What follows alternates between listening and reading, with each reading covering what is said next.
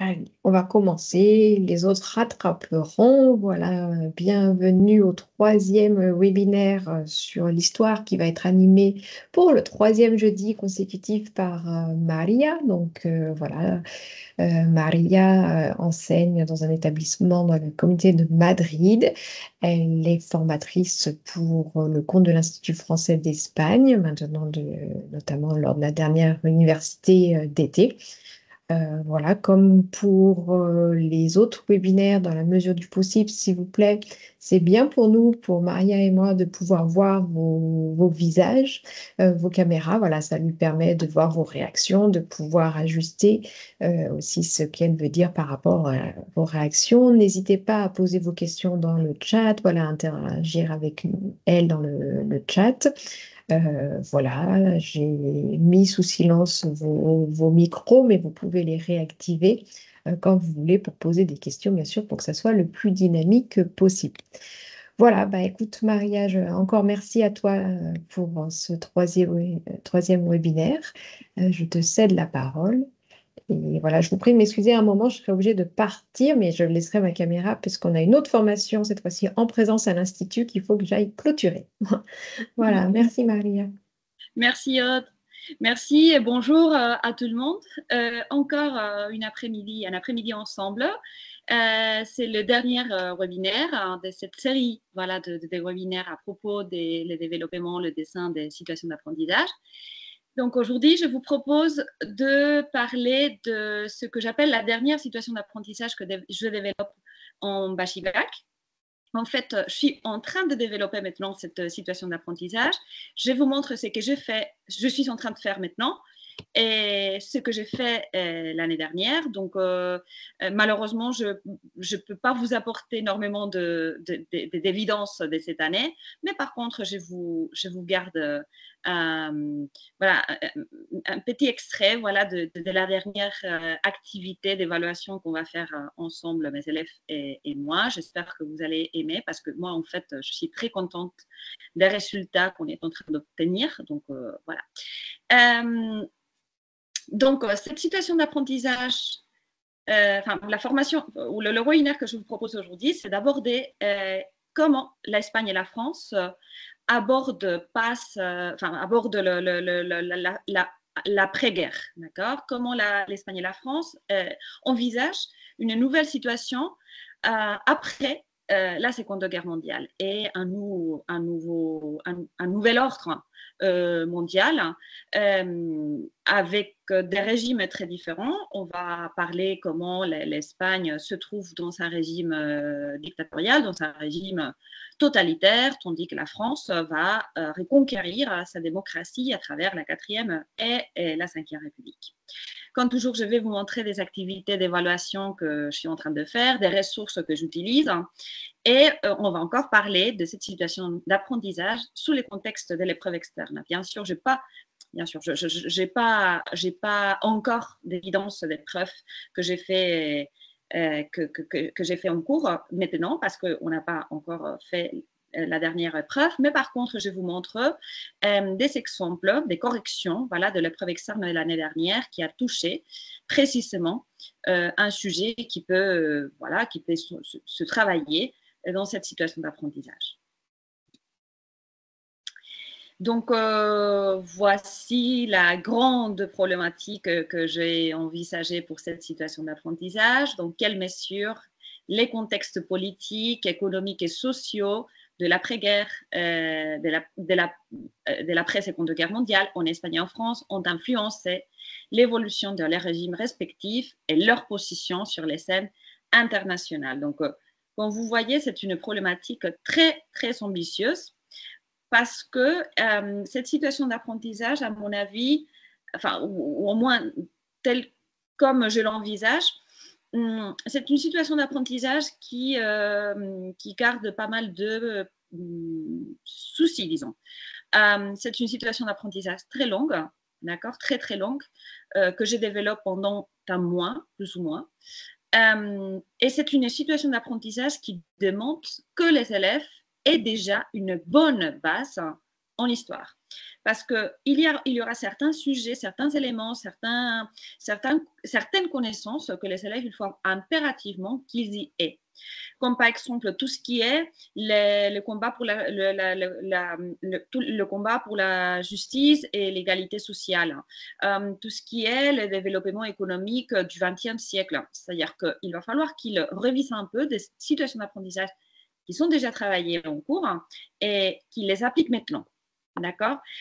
Pas exactement comme contenu, disons, d'examen, par exemple, mais oui, comme élément, comme des savoirs qu'il faut absolument qu'ils connaissent. Parce que sinon, ça se fait un peu compliqué voilà, de bien comprendre. Même, bien sûr, on peut faire référence voilà, à des questions qu'on a déjà travaillées, on peut faire un petit rappel dans un moment donné, mais c'est vrai que moi, je demande à mes élèves c'est le moment de commencer à réviser, comme ça, c'est aussi utile et pratique, tenant compte que les épreuves externes se déroulent en question d'un mois.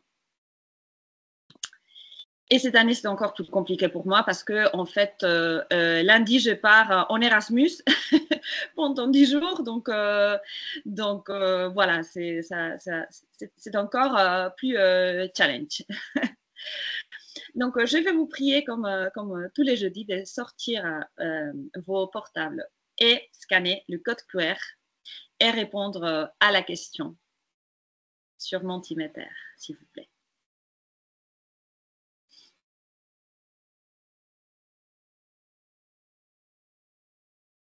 Aujourd'hui, je vais essayer aussi de travailler avec vous, enfin de corriger avec vous une épreuve sur Mentimeter. On verra bien qu'est-ce que cela donne.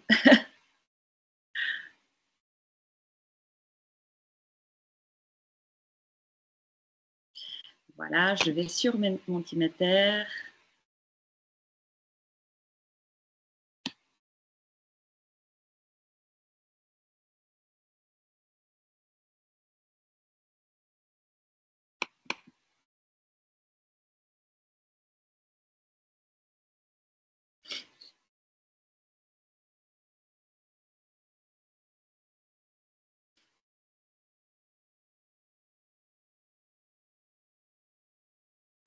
Alors, juste un petit moment. Mentimeter est en train de charger vos réponses.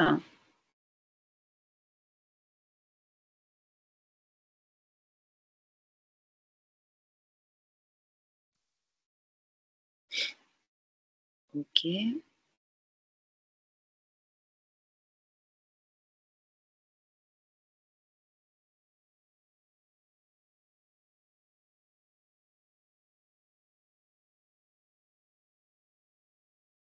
Ok. Donc, Sí, m'han recordat que tinc una formació. Sí.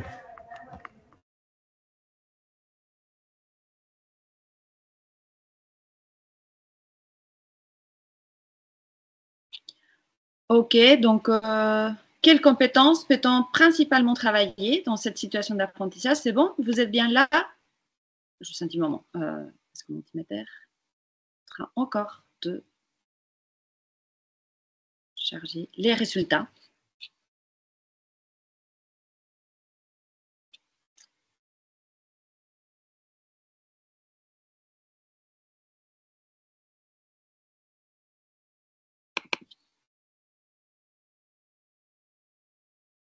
Ok.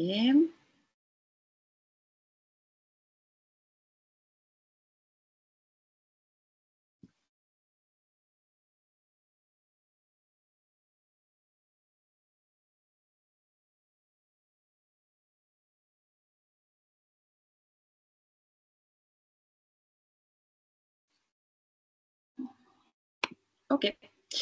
Donc,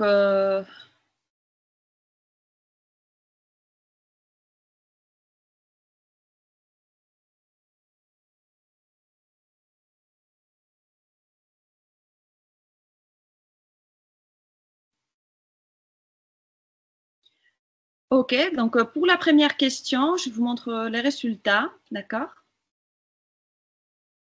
Pour la première question, quelles compétences peut-on principalement travailler dans cette situation d'apprentissage? Vous avez surtout signalé que la compétence 1 et la compétence 5, effectivement. Et aussi la compétence 6. OK. Allez, je vais revenir à l'arrière.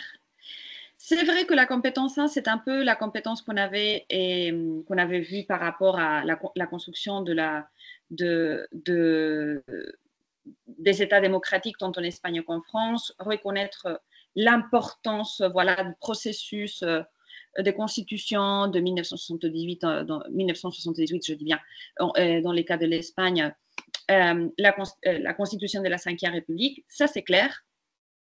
Mais c'est vrai aussi que la situation d'apprentissage 6 est une situation d'apprentissage qui peut nous aider à envisager cette situation d'apprentissage. Et pourquoi? Parce que la compétence spécifique 1 est une compétence qui nous met surtout, mais voyez comment, comme vous le savez, la compétence spécifique 1 est toutes les compétences spécifiques peuvent être changées, d'accord? Donc, elles peuvent être adaptées à nos intérêts. Mais c'est vrai que la compétence spécifique 1 aborde notamment tout ce qui est l'origine de la construction de l'État démocratique de nos jours. D'accord? Donc, moi, je préfère notamment travailler la compétence spécifique 6 dans cette situation d'apprentissage parce que tel que vous allez le voir, c'est une compétence qui nous permet d'aborder comment l'Espagne et la France entrent dans la démocratie et se situent dans le monde. D'accord? Mais comme je vous ai déjà signalé plusieurs fois, c'est vrai que les compétences spécifiques, les différentes compétences peuvent parfaitement être échangées entre elles et peuvent aussi être modifiées, adaptées. Donc voilà, c'est vrai que ça dépend un peu de comment vous envisagez, comment vous organisez vos situations d'apprentissage. D'accord? Donc voilà, je vais vous montrer en tout cas comment moi je le fais pour cette situation d'apprentissage. Voilà. Vous voyez correctement le Canva? Non? Non, c'est resté sur faisons un quiz. Enfin, pour moi, ça va bouger. Ok, donc c'est... Alors, c'est moi. Voilà. Vous voyez l'image? Enfin, pas l'image, mais Maintenant, l'intention éducative, connaissance, objectif, compétence? oui. Ok, super. Donc, comme toujours, je vous montre comment je fais pour organiser la situation d'apprentissage, comme toujours, 4 axes: intention éducative, connaissance, objectif et compétence. D'accord?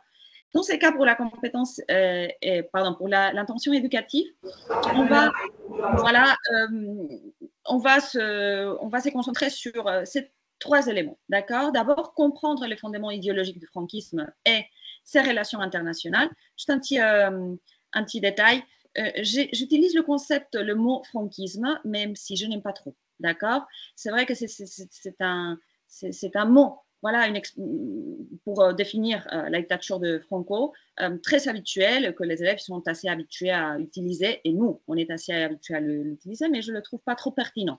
Mais bon, comprendre les fondements idéologiques du franquisme et sa relation internationale, ainsi que les résistances et luttes pour la démocratie en Espagne, et analyser la reconstruction de la France après 1945, après la Seconde Guerre mondiale, et son rôle dans la guerre froide. On va tout simplement signaler quel est le rôle de la France par rapport à la guerre froide, dès qu'on va aborder la situation de la décolonisation. D'accord?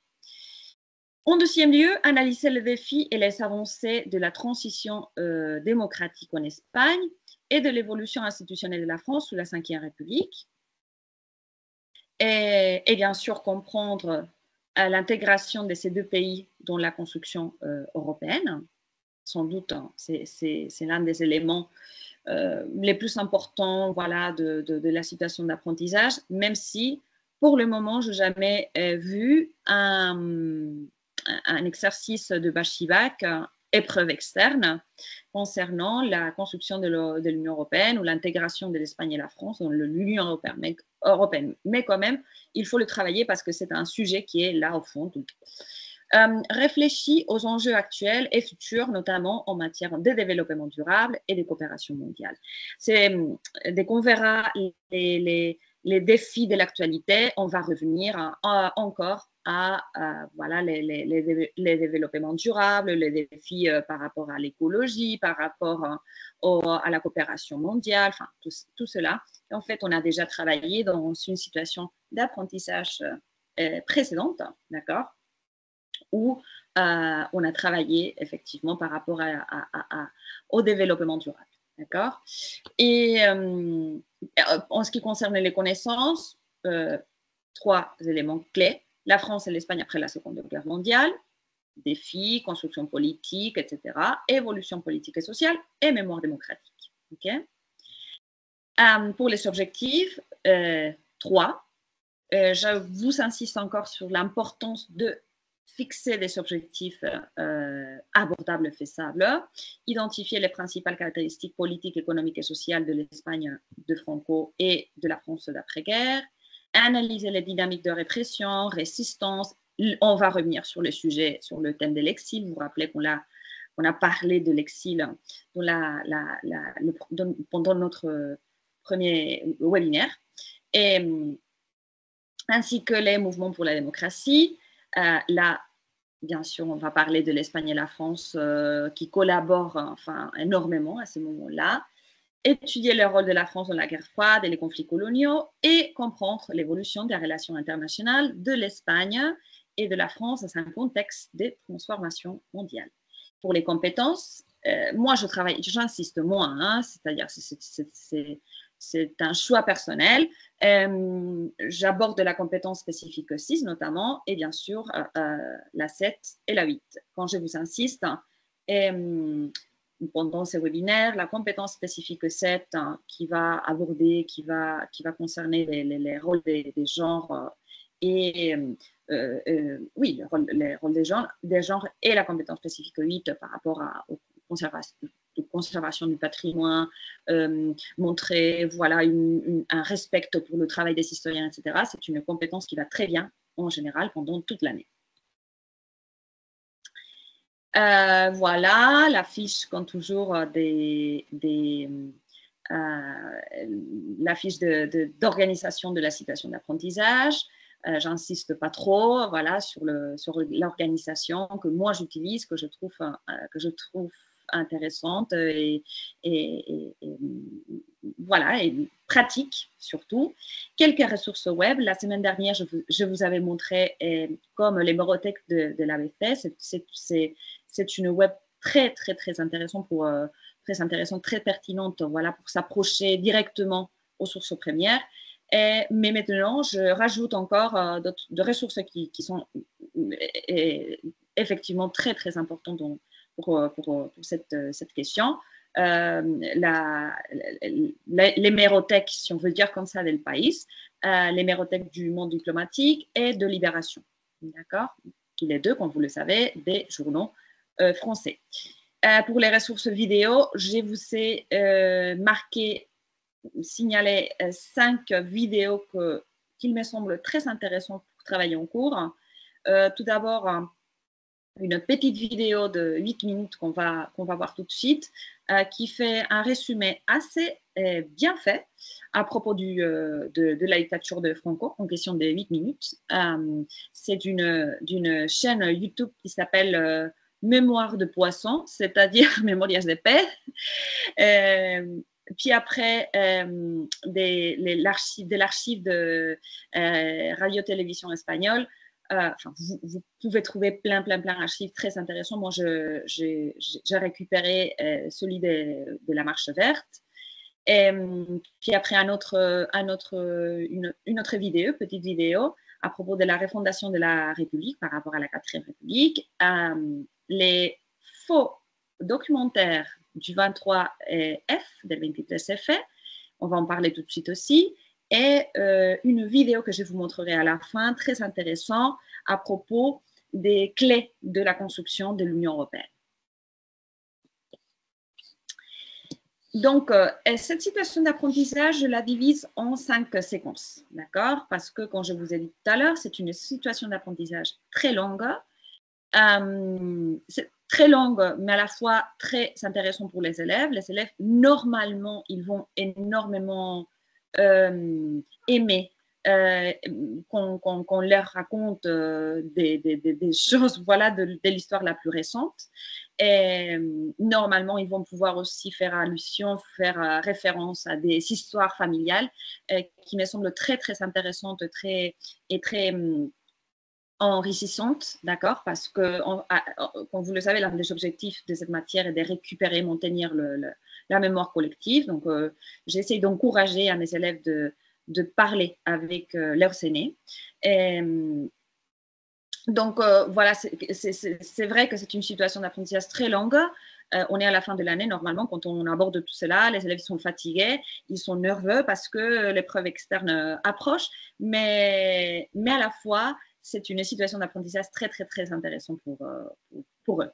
Donc, je divise, comme je vous ai dit, en 5 séquences, d'accord? La première séquence, c'est l'Espagne après la Seconde Guerre mondiale, et on va le voir tout de suite, le régime franquiste et la lutte pour le retour à la normalité démocratique.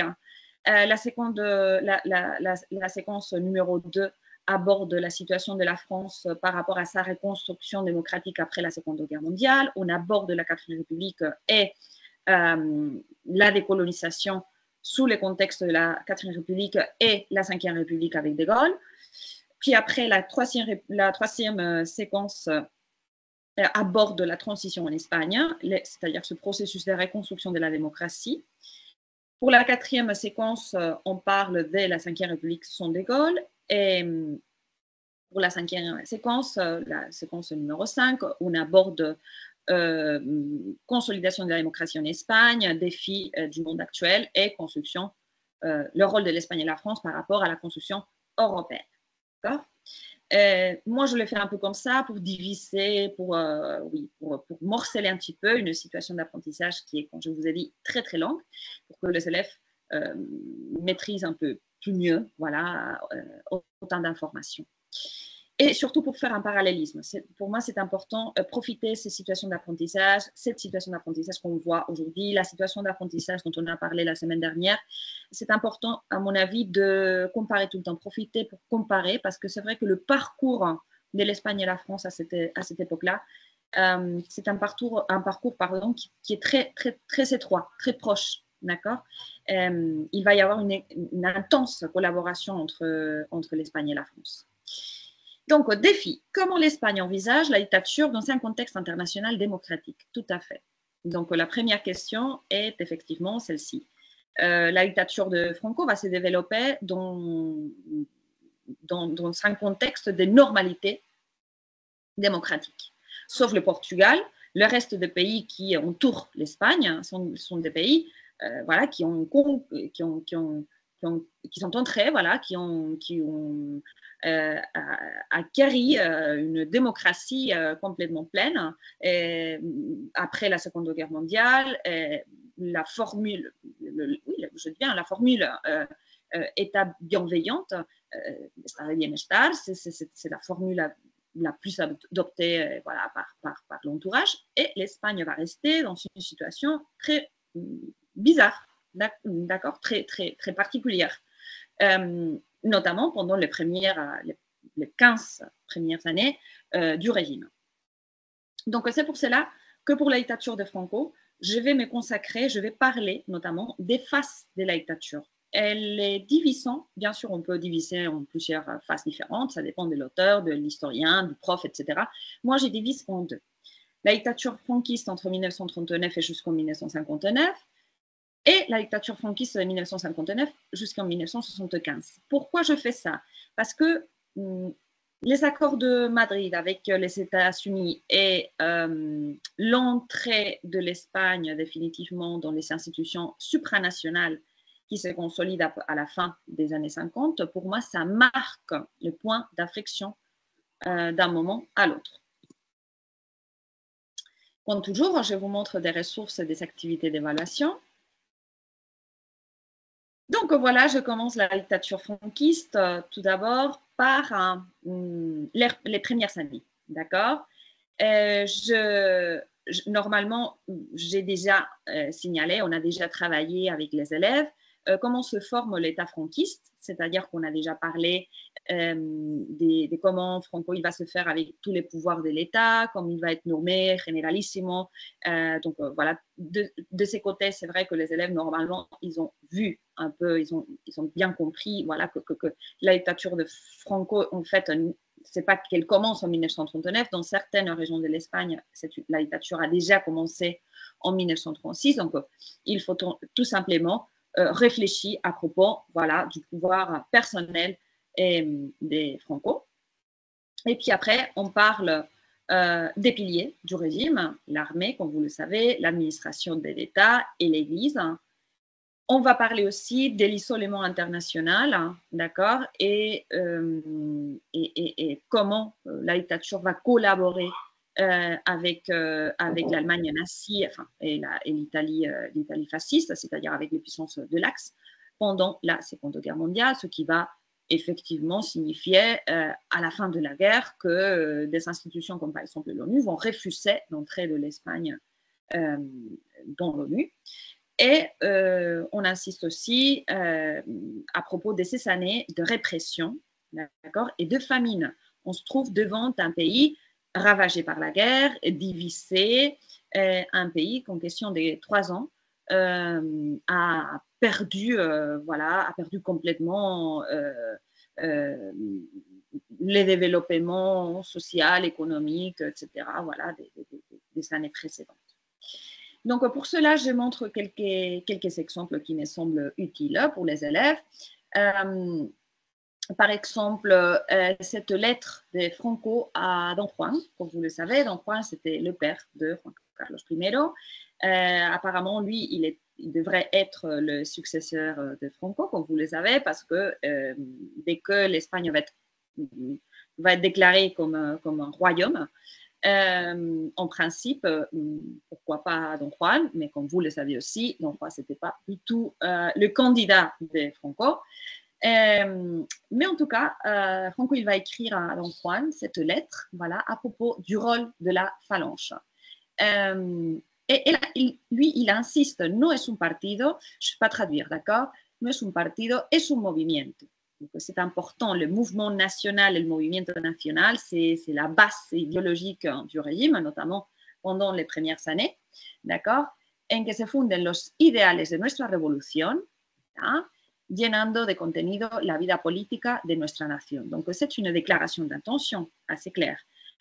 Phalange est la base idéologique et politique de notre pays. Il faut tenir en compte que c'est une lettre envoyée en mai 1943, c'est-à-dire que Phalange a encore beaucoup d'importance pour le régime et dans le régime, d'accord? Soy yo su conductor, el que después de haber sacado a España de su ruina, donde aparecía hundida interpretando el sentir general de cuantos participaban en el alzamiento y ante las necesidades imperiosas de la nación, le señalé en aquel momento histórico, etcétera, etcétera. Donc, soy yo, c'est moi, son dirigeant. Donc, lui, il se déclare comme le chef de ces mouvements. Pour la concentration des pouvoirs, c'est aussi intéressant, voilà, cet extrait voilà, del Boletín Oficial del Estado, que, comme vous le savez, va substituer la Gaceta de Madrid, qui était jusqu'à ce moment-là le document voilà, qui publiait les lois pour les faire effectifs. Artículo 7, correspondiendo al jefe del Estado la suprema potestad de dictar normas jurídicas de carácter general, conforme al artículo 17 de la ley de 30 de enero de 1938. y radicando en el modo permanente las funciones de gobierno, sus disposiciones adoptan la forma de ley o decretos, podrán dictarse aunque no vayan precedidos de la deliberación del Consejo de Ministros. Donc, là, on observe effectivement que le chef de l'État a le pouvoir suprême de dicter des lois. D'accord? Donc là, on observe effectivement la concentration des pouvoirs, le pouvoir personnel de Franco. Et puis après, ces images sont aussi intéressantes.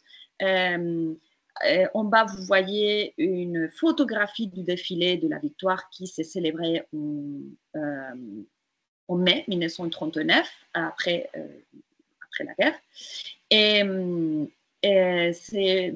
voilà, cette partie du défilé passe par Moncloa.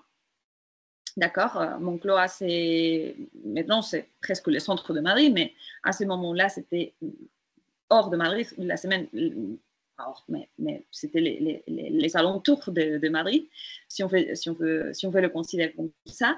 La semaine dernière, on avait parlé que la zone de Moncloa Universitaria était une zone stratégique pour les avancées républicains, rebelles, etc. Donc, cet arc de Moncloa, il continue même de nos jours. Et en fait, ce monument, voilà, il a suscité pas mal de problématiques et des controverses par rapport à la pertinence de le maintenir encore à Moncloa. Et juste en haut, vous voyez voilà, la réception de l'évêque, voilà, de l'Nuncio del Papa, qui venait voilà, consacrer l'église del Cerro de los Ángeles à Getafe, juste à côté de Madrid. Voilà, c'est un village, voilà. Un village, c'est une ville. De nos jours, c'est une ville très grande, à une vingtaine de kilomètres de Madrid. Voilà, et les images de la controverse, n'est-ce pas, par rapport à l'ONU et tout ça, l'entretien à Hendaye, où Franco s'est vu avec Hitler pour, parmi d'autres choses, pactiser l'entrée ou pas, l'aide, la collaboration de l'Espagne avec l'Allemagne nazie, et l'entretien à Borghera avec Mussolini. Voyez comment, à côté de Franco, il y a Ramon Serrano Suñer. Comme vous le savez, il était le beau-frère de Franco, et d'après pas mal d'historiens, de spécialistes, c'était le véritable idéologue du régime. D'accord ? Si jamais vous voulez savoir encore plus, il y a une mini-série de télévision qui est sortie il y a quelques années à propos de Serrano Suñer et ses amours avec une aristocrate. Voilà, c'était une histoire assez compliquée, voilà, à l'époque. Et en bas, vous avez voilà, le train qui part avec les volontaires de la division bleue, de la division azul. Comme vous le savez, c'est un groupe de volontaires, voilà, qui sont partis pour aider, voilà, pour collaborer avec les puissances de l'Axe, notamment lors de la bataille à Stalingrad. D'accord ? Donc, les questions que je propose à mes élèves, c'est présenter les documents et expliquer leur contexte historique. Donc, c'est très Bachlivac pour pratiquer. Moi, je fais ça pas forcément par écrit. Donc, il me suffit avec un petit débat, une présentation entre tous. Normalement, je dirige un peu. Alors, c'est quel type de source, quelle est la nature de ces documents, quelle est l'intention de ces documents, l'idée principale, voilà, donc on échange un peu. Et pour le contexte, je leur laisse travailler un peu et qu'ils me répondent, d'accord ? Mais ce sont des questions, voilà, qu'on fait rapidement en cours, voilà. Et bien sûr, cette question, quel est le rôle joué par l'Espagne lors de la Seconde Guerre mondiale, pareillement. L'idée, c'est de faire, voilà, que les élèves, ils réfléchissent à travers les documents, par rapport au rôle voilà, que l'Espagne va jouer pendant la Seconde Guerre mondiale. Et je profite pour expliquer comment l'Espagne va passer d'être non belligérante à être neutre, neutrale. D'accord? Voilà. Pour tout ce qui est la répression, la famine, on analyse pas mal de documents qui suscitent énormément d'intérêt aux élèves. D'un côté, on a la loi des responsabilités politiques du 9 février 1939. Je profite pour vous conseiller, si jamais vous voulez trouver des ressources primaires pour travailler le franquisme, je vous conseille les livres des documents de Fernando Díaz Plaja. Je ne sais pas si vous les connaissez. C'est un livre, enfin, en fait, moi, je l'ai trouvé dans une librairie de seconde main, voilà, d'occasion. Et c'est un livre assez grand. Et c'est très bien parce que c'est une récompilation des documents du franquisme depuis 1939 jusqu'à, enfin, c'est divisé en deux sections, mais jusqu'à les années 60. Et enfin, il y a plein de ressources à utiliser en cours. C'est très bien. Je ne sais pas s'il est sur Amazon, mais sinon, quand je vous dis, dans une librairie d'occasion, vous pouvez le trouver assez facilement. Donc, quand je vous dis, je travaille la loi des responsabilités politiques, vous voyez l'article premier, se déclara la responsabilidad política de las personas tanto jurídicas como físicas. Je profite pour expliquer la différence entre persona jurídica y física, que desde el 1 de octubre de 1934, attention, 1934, donc voilà, pas mal. Y antes del 18 de julio de 1936 contribuyeron a crear o agravar la subversión de todo orden que se hizo víctima España. Donc, le premier article aborde la responsabilité politique des gens avant el alzamiento, avant le coup d'État. D'accord? De l'autre côté, vous voyez la cartilla de rédemption, c'est un carnet voilà, pour les gens voilà, qui avaient l'occasion entre guillemets, ou qui étaient censés voilà, de faire des travaux forcés. D'accord. Aujourd'hui même, je voyais que l'un des emblèmes de ce type de travail forcé est le Valle de los Caídos, comme vous le savez. Aujourd'hui même, j'ai vu la nouvelle de que apparemment le Valle de los Caídos va se reformuler voilà, pour devenir un genre voilà, de centre d'interprétation. Voilà. On va reformuler voilà, la visite à Valle. Puis après, vous voyez cette image des Auxilio Social. Auxilio Social, c'est une organisation d'assistance voilà, qui est formée par les régimes, dirigée par la section féminine notamment, et qui visait à aider voilà, à aller au secours hein, voilà, des veufs, des orphelins, voilà, ou des gens voilà, qui vivaient dans des conditions de misère. Et voyez comment les queues pour accéder à Auxilio Social étaient importantes. Et comme vous le savez, pendant cette époque, on va aussi revenir maintenir le carnet de oh, ça ne me vient pas à l'esprit, désolé. Les carnets de... Ah là là, j'ai oublié, enfin, je vous dis tout de suite. Oui, pour acheter chaque jour une quantité pactisée, voilà, ou accordée de pain, de blé, d'huile, etc., c'est-à-dire d'aliments basiques, d'accord.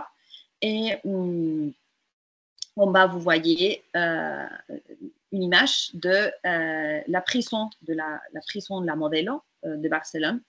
Tant les prisons de Barcelone que les prisons de Madrid ont multiplié les prisonniers. D'accord. Les premières années du régime, notamment, ce sont des années de persécution tout ce qui peut être dissident, voilà, du régime, suspecteux, etc. Et on a vécu des jugements assez importants et assez durs, comme par exemple celui de la Trece Rosas, ici à Madrid, dans l'année 1939. Et puis après, je vous montre une image d'une bande dessinée d'un dessinateur madrilène qui s'appelle Carlos Jiménez. Il est madrilène, mais en fait, il a passé toute sa vie à Barcelone, où il a été, voilà, il a publié la plupart de ses bandes dessinées. Si je ne me trompe pas, il travaillait pour RC, enfin, je ne me rappelle pas l'éditorial, je suis désolée. Mais oui, mais il travaillait, il a fait des bandes dessinées très modernes, voilà, pendant les années 60.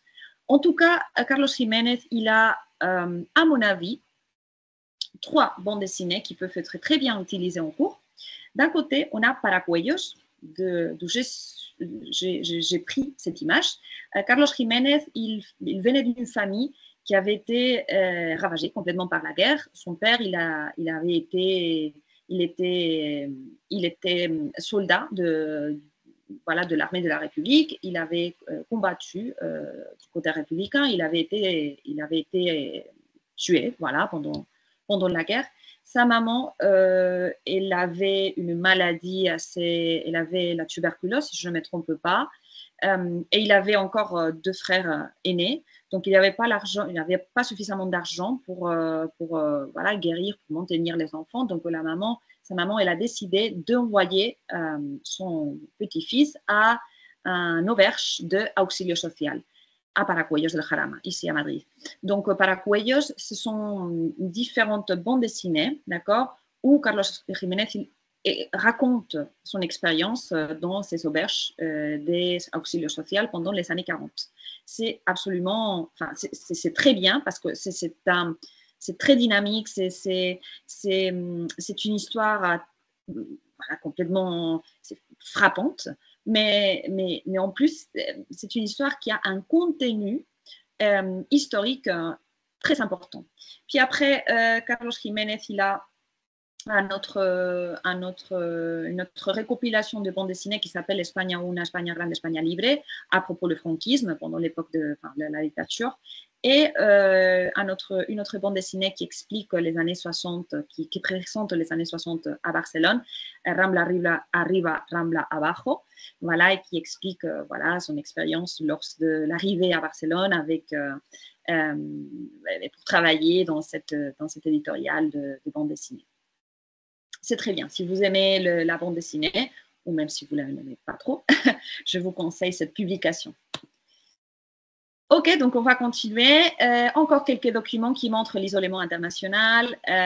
Voilà la séance plénière des Nations Unies où on va déclarer que l'Espagne possède un gouvernement fasciste qui a été imposé par la force au peuple espagnol avec l'appui des puissances de l'Axe, qui a fourni une aide matérielle aux puissances de l'Axe dans la guerre, ne représente pas le peuple espagnol et rend impossible voilà, la participation du peuple espagnol aux affaires internationales avec les autres peuples des Nations Unies. Donc, désolé, l'Espagne ne peut pas entrer dans une organisation si importante, une organisation qui va rejoindre les nations du monde entier pour le moment.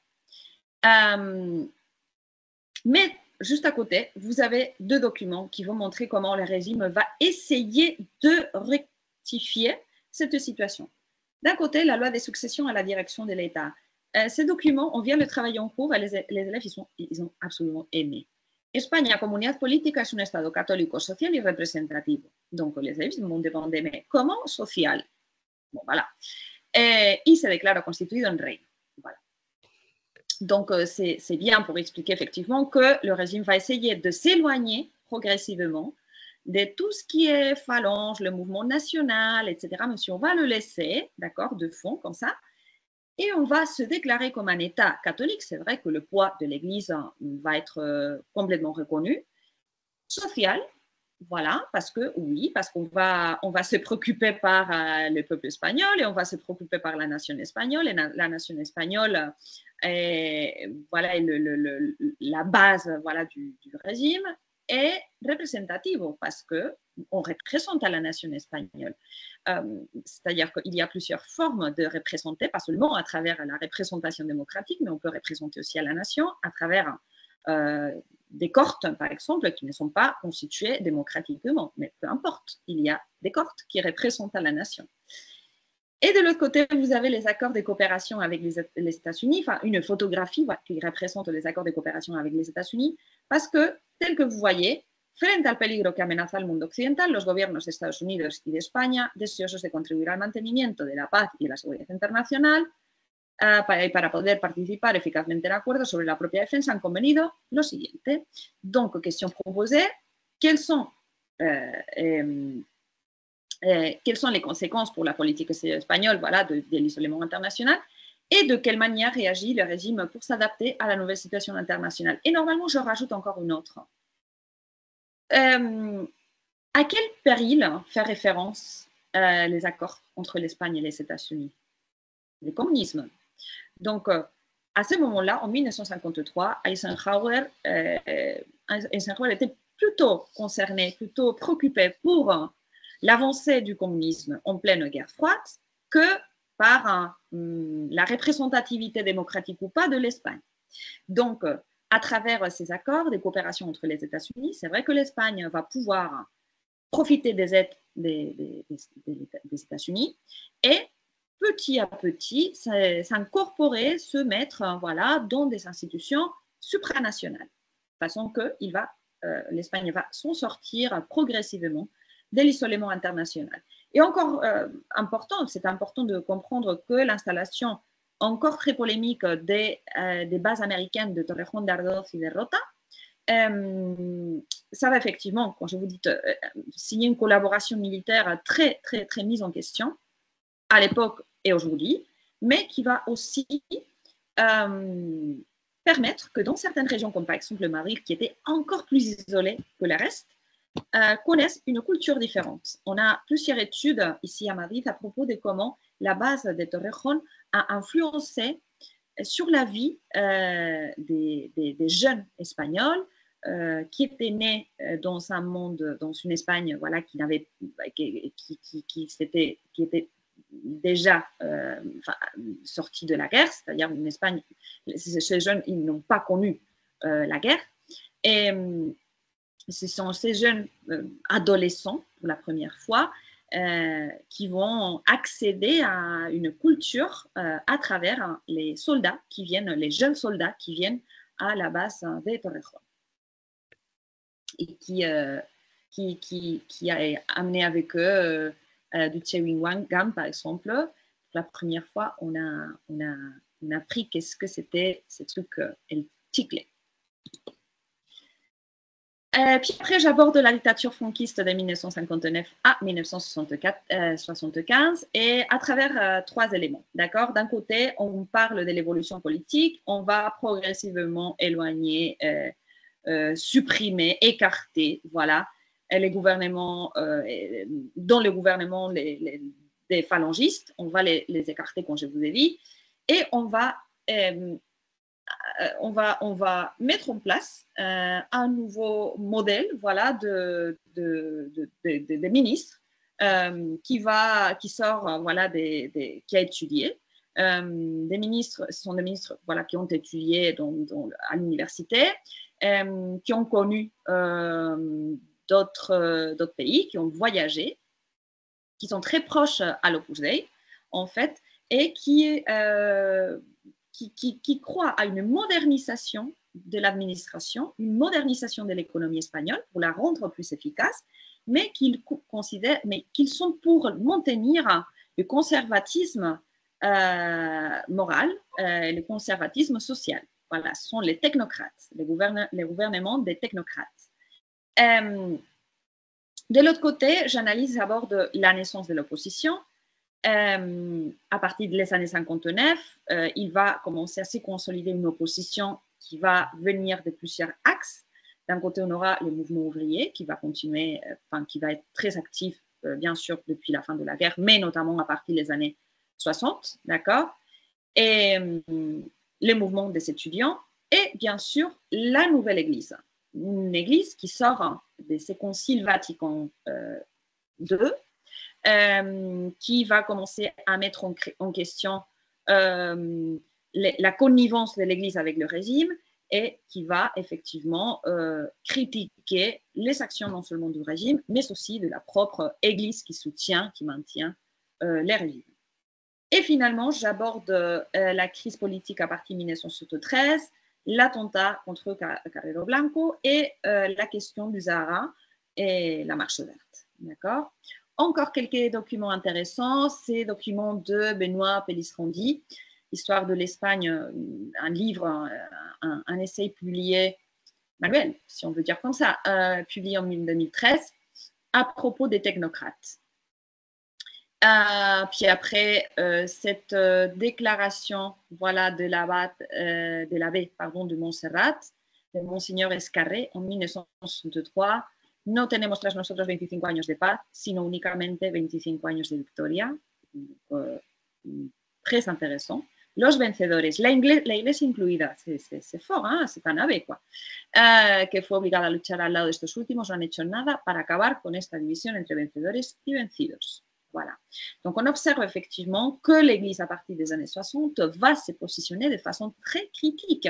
Il va paraître, comme je vous ai dit tout à l'heure, une Église très sociale, très consciencée, très consciente de la situation de l'Espagne, qui va revenir voilà, à l'Église de base, disons.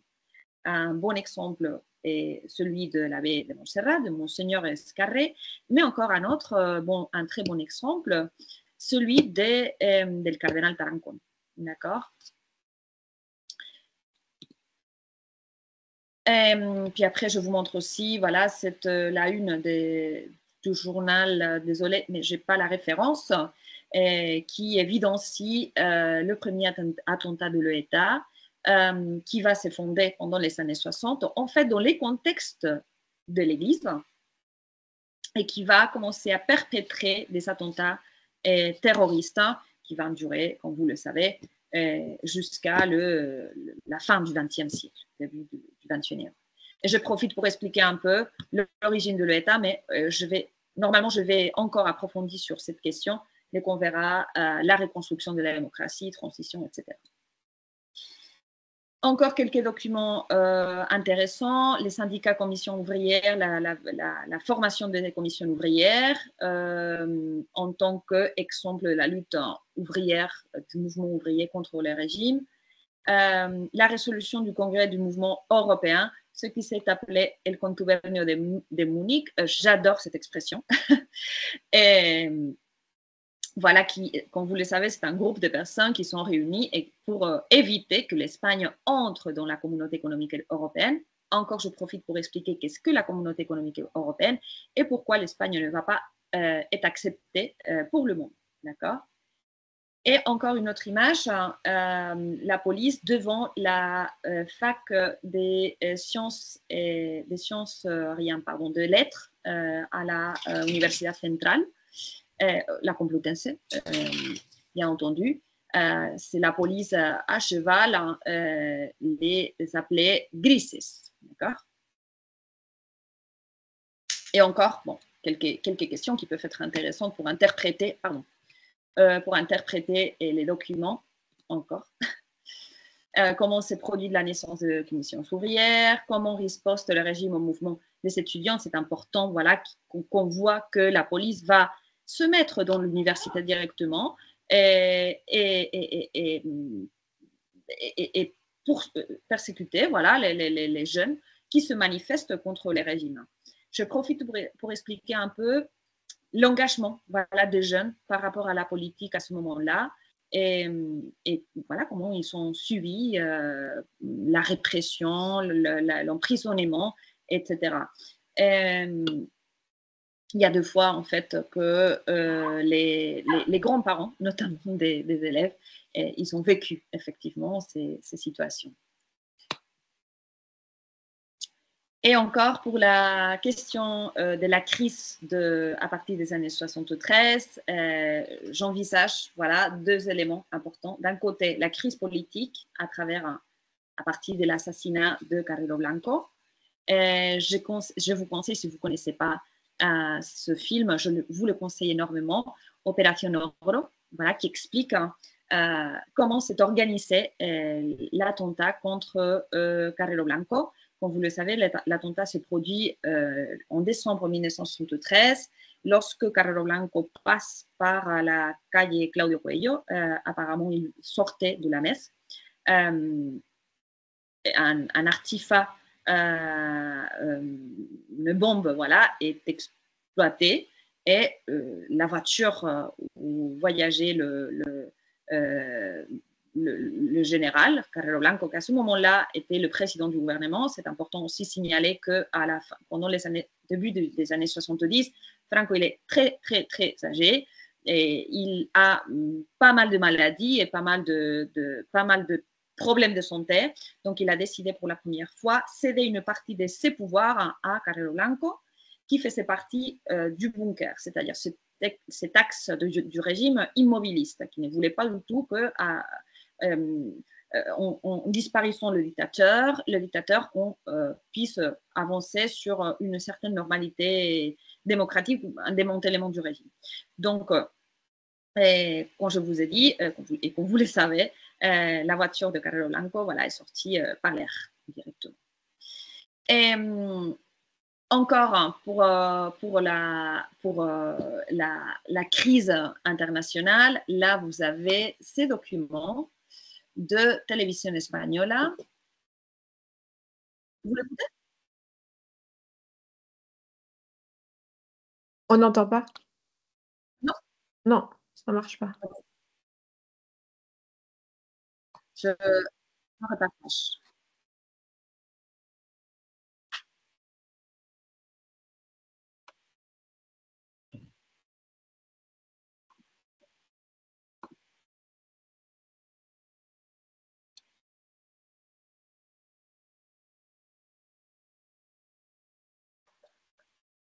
Bon. Non.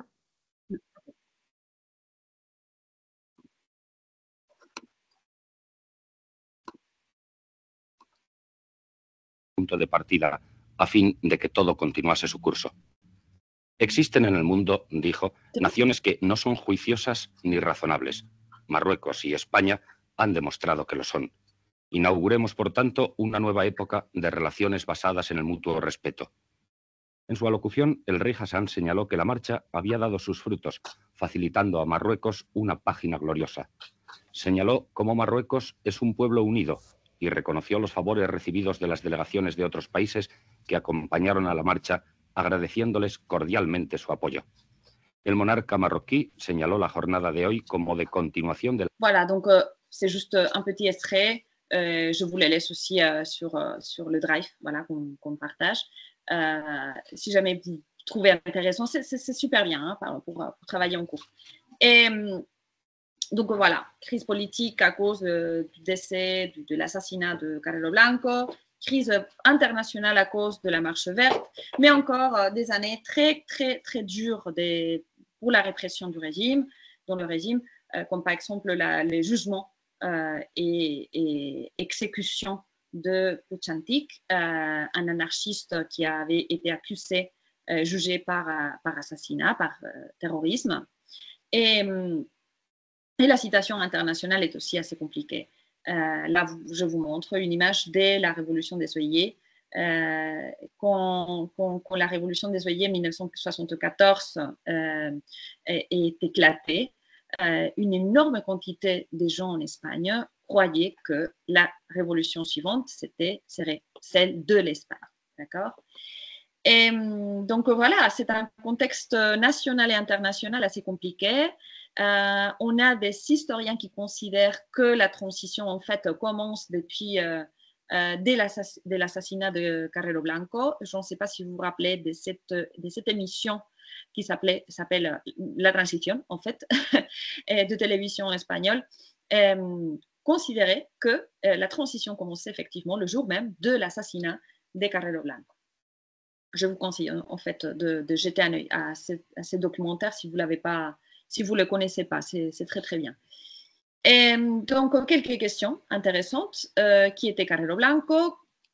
Question très très très pertinente pour que les élèves ils commencent à voir que dans le régime, il va apparaître aussi une division entre ceux qui veulent continuer avec le régime en tant que le régime il est, et ceux qui considèrent qu'une fois que Franco disparaît, il faut démanteler les structures du régime. Quelles sont les conséquences pour la dictature de cet attentat? Quelles sont les caractéristiques du dit esprit du 12 février? Voilà. C'est un discours du président, du nommé président du gouvernement après l'assassinat de Carrero Blanco, Arias Navarro. El nuevo gobierno intentará servir a los requerimientos de la sociedad española de hoy, distinta a aquella otra desgarrada por la discordia civil, postrada en el subdesarrollo, cercada por la miseria. Donc, on voit effectivement que dans le propre régime, il y aura aussi certaines politiciens, même si Arias Navarro, bon, on verra, on dira tout à l'heure, bon, qui veulent effectivement une issue au régime par de petits changements, on va dire, d'accord? Quel événement s'est produit au Portugal le 25 avril et d'après tes connaissances, comment s'est réglé le conflit colonial connu comme la Marche verte? Donc, voilà, quelques questions intéressantes pour les élèves, je crois. Ok. Donc, on ferme la première séquence, d'accord?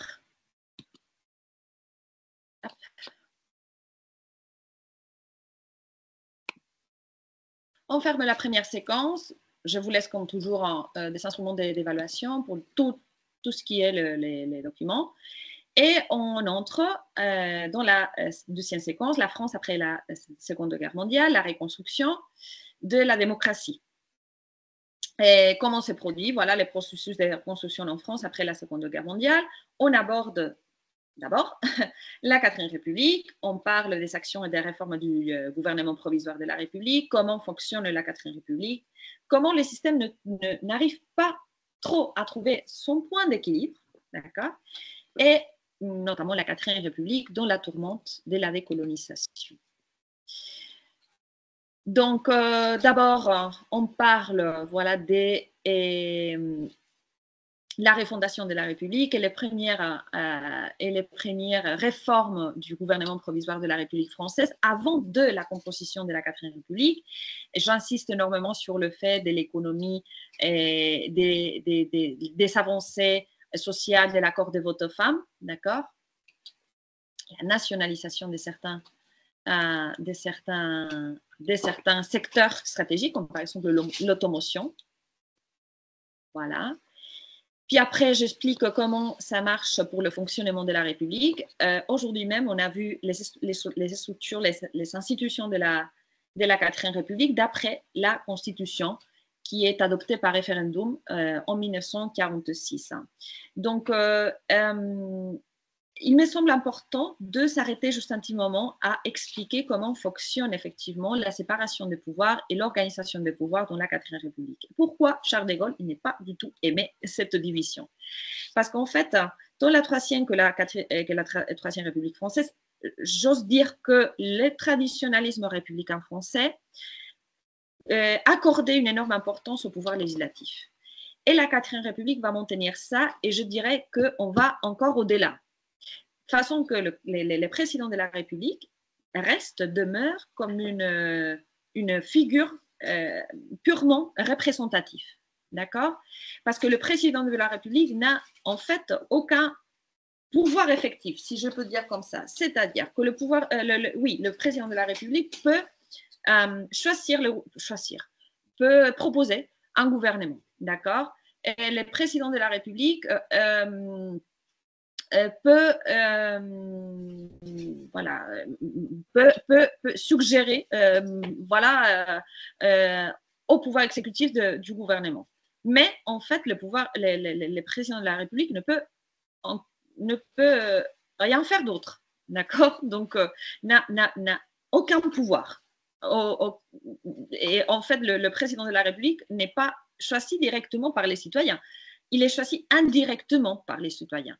Parce que, comme vous le savez, et si vous pouvez jeter un œil à l'organisation institutionnelle de la République, ce sont les citoyens qui vont choisir l'Assemblée nationale et c'est l'Assemblée nationale qui va choisir le président de la République. Et l'Assemblée nationale a l'énorme pouvoir, le pouvoir d'investir le gouvernement, de renverser le gouvernement, bien sûr de signer les lois, d'approuver les budgets, mais dans le fait de renverser le gouvernement et surtout de renverser le gouvernement, c'est là que le système ne va pas trop trouver son point d'équilibre parce que les crises ministérielles vont se succéder. D'accord ? Face à cette situation, dans l'année 1947, Charles de Gaulle il décide de s'exiler de la politique et il va laisser pour le moment le panorama politique. D'accord ? Donc, voilà quelques questions que je propose à la classe pour fixer les institutions de la République. Il faut que je vous dise que, ce sont des questions que je propose avant d'expliquer le fonctionnement de la République. Donc, je demande aux élèves de regarder et répondre comment la Constitution de la 4e République a-t-elle été adoptée par référendum. Voilà, qu'est-ce qu'un référendum? Qui a pu voter? Bon, c'est un référendum, les femmes, les hommes, voilà. Comment le président de la République est-il élu? Voilà, alors il est élu par une Assemblée nationale qui est élue à la fois par les citoyens. Et puis après, j'explique, d'accord? Mais je laisse que ça soit les élèves qui abordent d'abord la question. D'accord? Puis après, un sujet classique, Bachibac, la décolonisation. Comme vous le savez, il va y avoir des conflits coloniaux très importants sous les contextes de la 4e République. D'un côté, on aura la guerre d'Indochine, et la salle de guerre, et de l'autre côté, on aura la guerre et le conflit d'Algérie. Donc, à ce moment, j'explique comment se produit la décolonisation en France et pourquoi. C'est-à-dire, quel est le contexte de la décolonisation, les mandats de l'ONU, la situation après la Seconde Guerre mondiale et comment les anciens empires coloniaux vont devoir progressivement accorder l'indépendance à leurs colonies. On verra que dans le cas de la France, et parce qu'il y a aussi une réclamation, bien sûr, des colonies, on verra que dans le cas de la France, il y aura des colonies qui verront son indépendance pactisée par une négociation, mais il y aura d'autres colonies, comme par exemple l'Indochine ou l'Algérie, dont leur indépendance va s'accorder par une voie beaucoup plus compliquée. Je vous montre cette vidéo.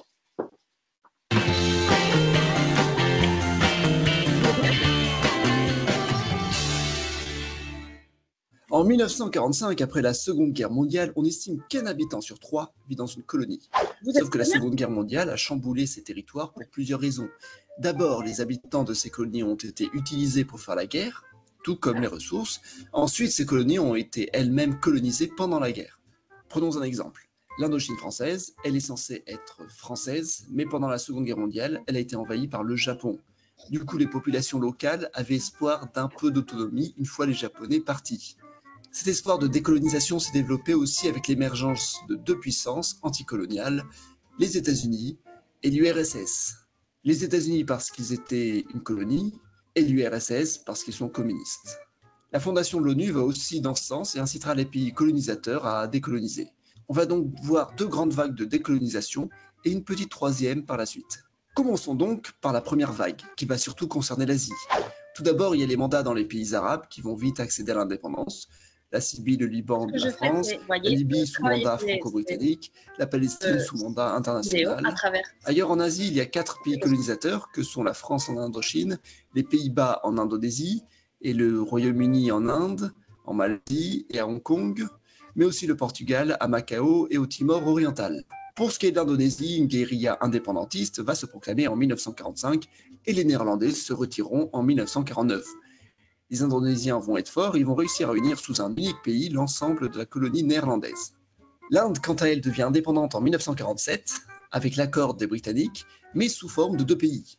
L'Union indienne à proprement parler d'un côté, et le Pakistan où vivent les musulmans de l'autre. Il y aura des transferts de population. En Indochine française, une guérilla communiste proclame les différentes nations indépendantes, mais la France veut y créer des États alliés. En 1953, le royaume du Cambodge et le royaume du Laos deviennent indépendants, et en 1955, l'État du Vietnam du Sud aussi. Mais un quatrième verra le jour avec la guérilla, c'est le Vietnam du Nord, et là, il y a eu une guerre. Les guérillas continueront à faire la guerre au sein des autres pays indépendants. La Malaisie est indépendante du Royaume-Uni en 1957, Singapour y sera intégré. Le Portugal maintiendra le Timor oriental. Passons maintenant à la deuxième vague de décolonisation qui a touché surtout l'Afrique. Sur ce continent, la guerre d'indépendance touche surtout l'Algérie qui appartient à la France. Cette dernière ne veut pas la rendre indépendante car elle est peuplée par de nombreux citoyens français et elle considère le nord de l'Algérie comme n'étant pas une colonie. Le Maroc et la Tunisie, qui sont des protectorats français, accèdent assez facilement à l'indépendance en 1956. La même année, le Soudan est indépendant du mandat entre l'Égypte et le Royaume-Uni. Ensuite commencera l'indépendance des pays d'Afrique subsaharienne. D'abord le Ghana en 1957, puis pratiquement tous en 1960, que ce soit les colonies belges, françaises et britanniques. D'autres pays vont petit à petit accéder à l'indépendance au fil des années 60, on peut déjà passer à la troisième vague. Durant la troisième vague, qui n'est pas très importante en soi, je vais intégrer tous les petits pays qui vont devenir indépendants de manière sporadique. Par exemple les colonies portugaises et espagnoles en Afrique et ailleurs avec la fin des régimes autoritaires au Portugal et en Espagne, ou encore les colonies britanniques dans la péninsule arabique.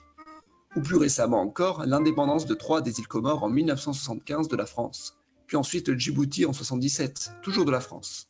N'oublions pas qu'il y a d'autres continents. Le Guyana est indépendant du Royaume-Uni en 1966, le Suriname des Pays-Bas en 1975, le Belize des Britanniques en 1981. Donc, c'est un documentaire, enfin, une vidéo qui est très intéressante voilà, pour travailler tout ce qui est le processus de décolonisation en gros. D'accord? Encore. Voilà, donc une fois qu'on a vu les questions par rapport à la 4e République et qu'on a abordé voilà, la décolonisation et tout cela, on explique, on passe à parler de l'installation de la 5e République. Donc, quel est le défi? Sous quelles conditions s'installe la 5e République en France? On parle d'abord de la République sous de Gaulle, une République qui va être critiquée. On va voir dans quelles conditions Charles de Gaulle y va revenir, précisément par rapport à la décolonisation, la structure du système et la question par rapport à mai 68, cet événement de mai 68.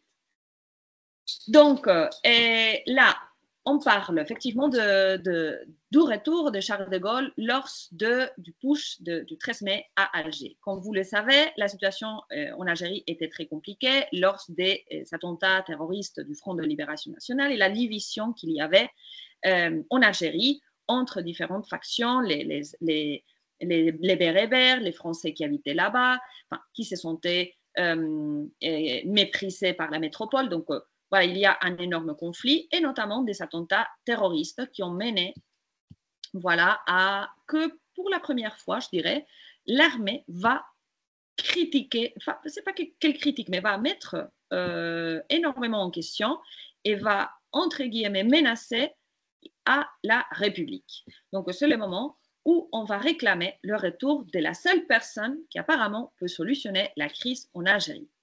Et cette personne est Charles de Gaulle. Donc, en mai 1968, de Gaulle, il accepte de revenir, de retourner à la vie politique, mais il va falloir que l'Assemblée lui accorde les pleins pouvoirs. C'est-à-dire que pendant 6 mois, Charles de Gaulle, il va avoir tous les pouvoirs pour revenir à la normalité et solutionner le problème d'Algérie. D'accord? Et en plus, Charles de Gaulle, il va profiter pour démanteler définitivement la 4e République, c'est l'autre de ses conditions, et proclamer un référendum pour la constitution d'une nouvelle République, la 5e. D'accord? Donc là, vous avez un bulletin, enfin, c'est pas un bulletin, une affiche, voilà, pour encourager les gens à voter oui pour la nouvelle constitution. D'accord? ce référendum, il va être voté à la fin de 1958 et le 28 septembre 1958, on va proclamer une nouvelle république sous le mandat de Charles de Gaulle. D'accord? Là, je profite pour expliquer les différences entre les institutions et l'organisation des pouvoirs dans la 5e République et les différences par rapport à la 4e. La première chose que les élèves il observe, il apprécie, est que la différence entre, le président de la République a énormément plus de protagonisme, beaucoup plus d'importance, d'accord?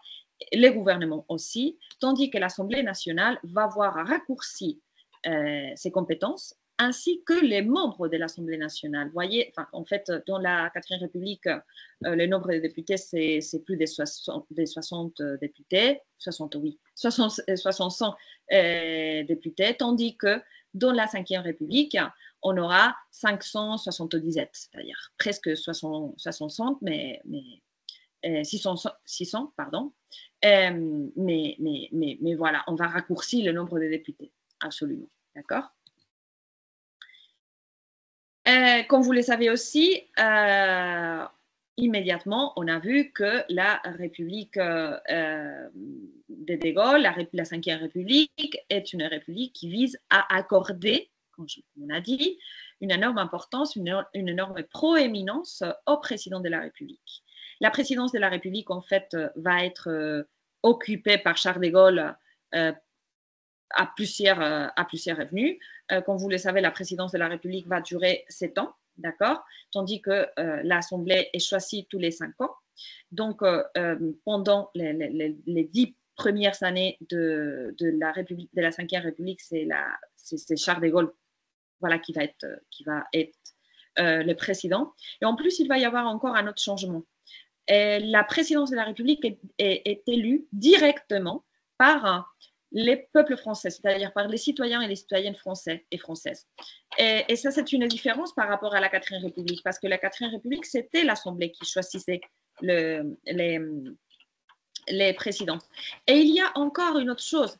Les présidents peuvent interpeller directement les peuples à travers des référendums. Et en fait, cette question est une question que les élèves, ils mettent énormément en question. Alors, pourquoi c'est critique à l'époque que le président puisse interpeller directement les citoyens par référendum? Alors, les référendums, c'est bien, c'est un mécanisme de la démocratie complètement valable et légitime, mais il ne faut pas oublier que le référendum, c'est oui ou non. Donc, il y a des fois qu'il n'y a pas, et c'est oui et c'est non, et voilà, c'est tout. Donc, ça ne permet pas un énorme débat, disons. D'accord? En tout cas, à partir des années 60, la République va être énormément critiquée. On va voir que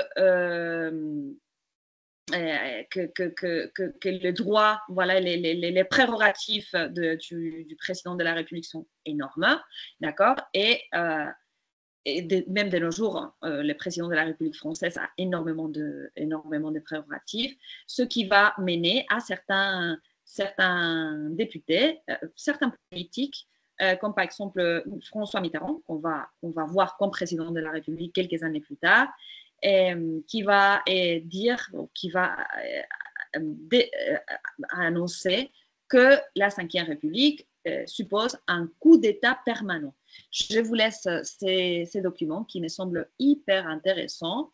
Il commence qu'est-ce que la 5e République, sinon la possession du pouvoir par un seul homme dont la moindre défaillance est guettée par une égale attention par ses adversaires et par les clans de ses amis. Magistrature temporaire, monarchie personnelle, consulat à vie. Et effectivement, on en a plusieurs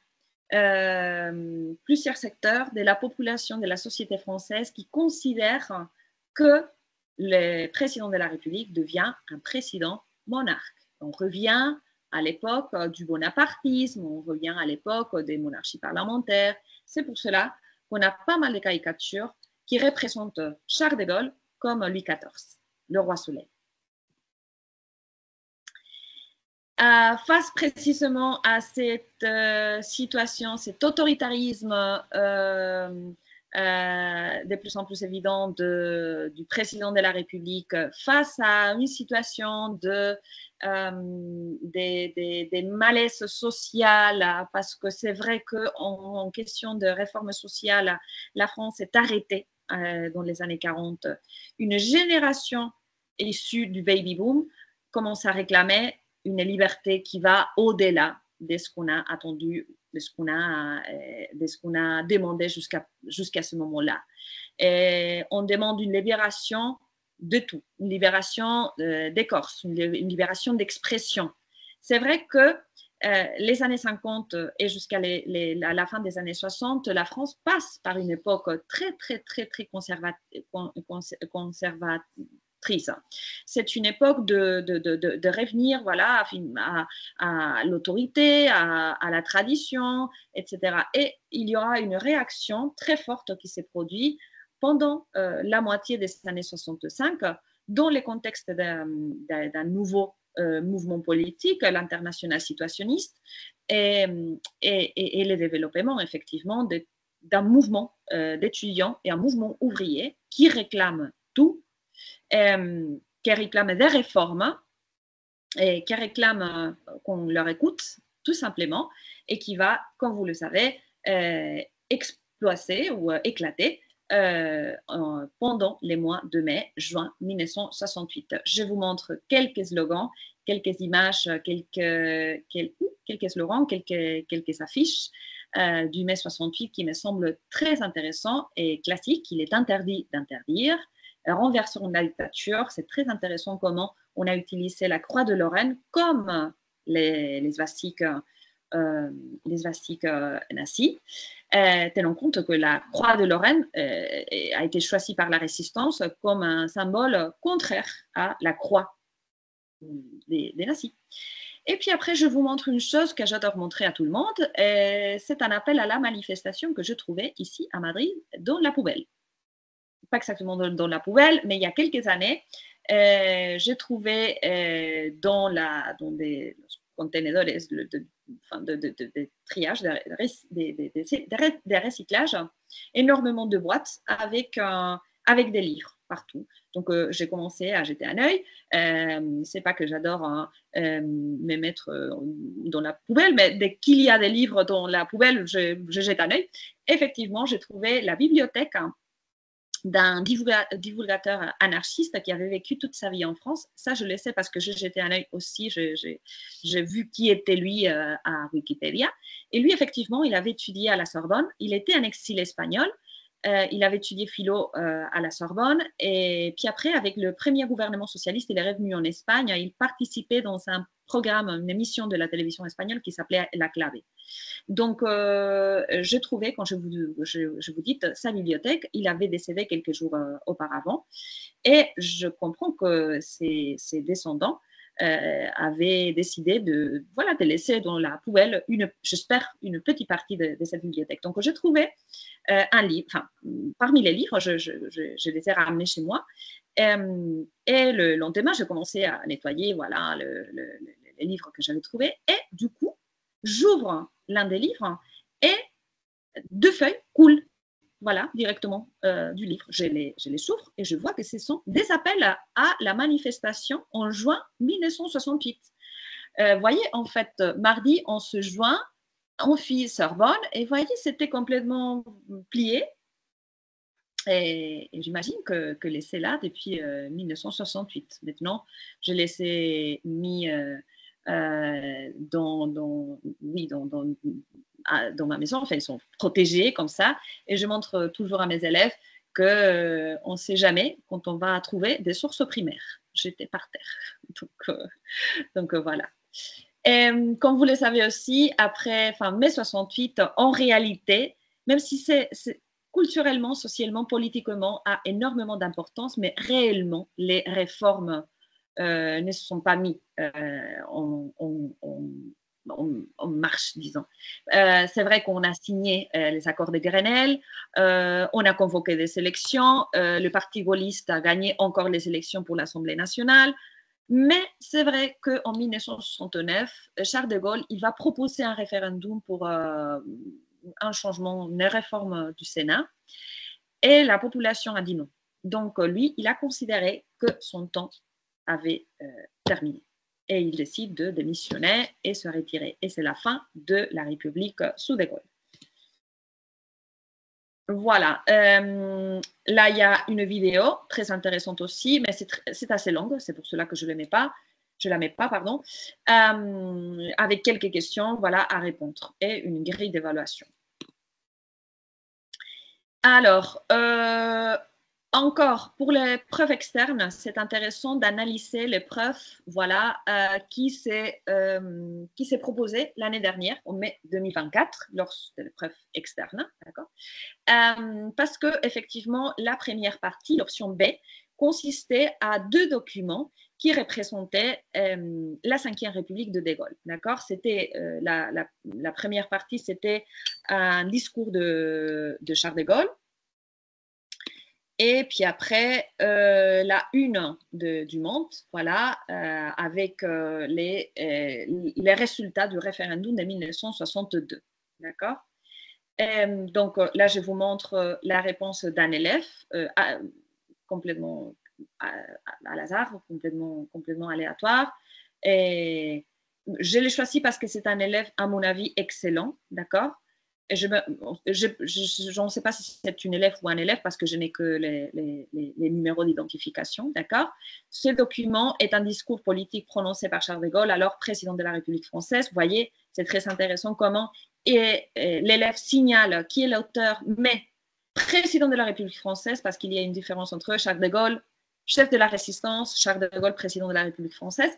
Il s'agit d'un appel aux citoyens avant un référendum sur l'élection du président au suffrage universel, des natures officielles et solennelles, très intéressant. Ce discours vise à convaincre les Français de voter oui. De Gaulle insiste sur la nécessité d'un chef d'État fort et légitime, garant de la stabilité et de la continuité de la République. À mon avis, c'est une présentation parfaite. Par rapport au document 2, pareillement, ce document est la une du journal issu du quotidien Le Monde, daté du 30 octobre 1962. Il s'agit d'un article informatif annonçant les résultats du référendum.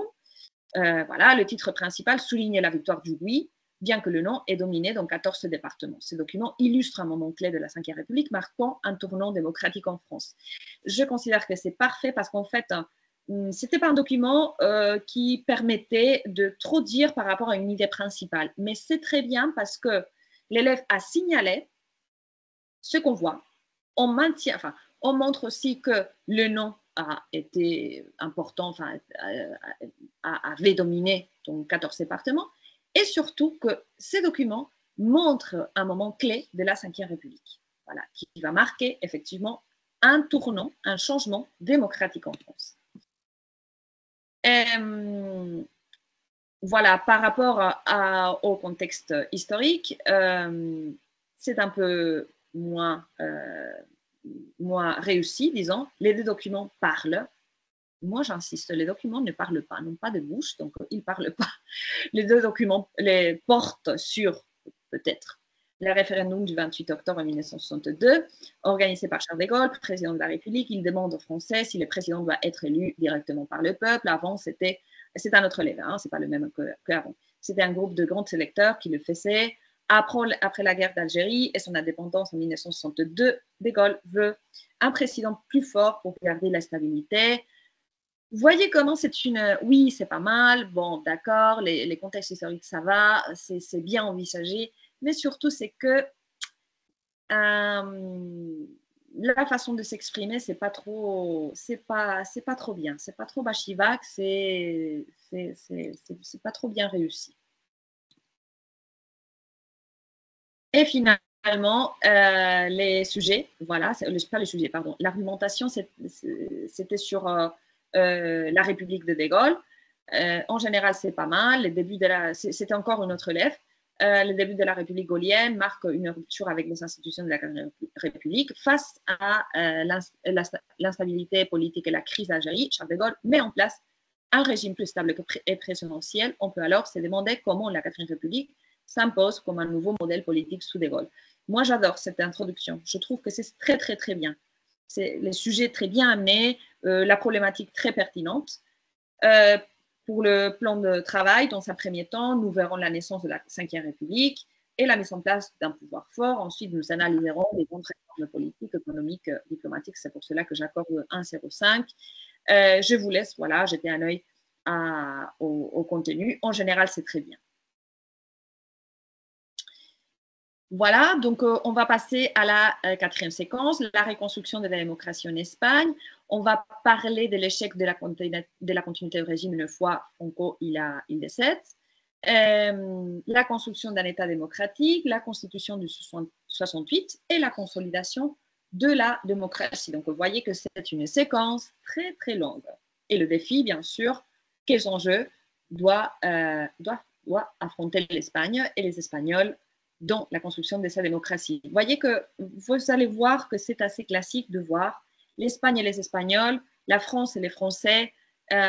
Donc, c'est important, d'accord? Ce n'est pas seulement l'Espagne en tant qu'abstraction, mais ce sont aussi les Espagnols. Hey, una vergüenza, tío.